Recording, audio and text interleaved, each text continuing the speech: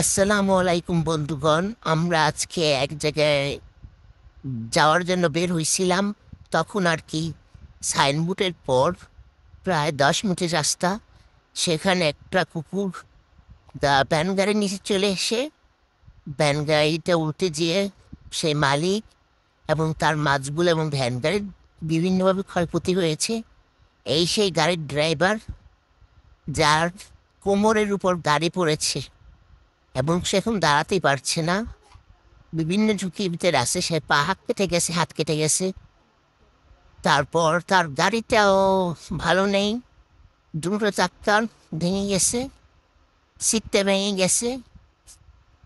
তা আল্লাহ রহমত করছে, সে আর কি বেঁচে আছে। আপনারা তাদের দোয়া করবেন। কুকুরটা হঠাৎভাবে চলে আসলো, যার জন্য আর কি সে বুঝতে পারে নাই। আর কুকুরটা বেঁচে গেছে, কিন্তু সে এখন পর্যন্ত দাঁড়াতে পারলো না আর কি।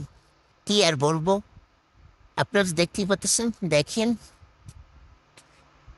আশা করি বুঝতে পারবেন।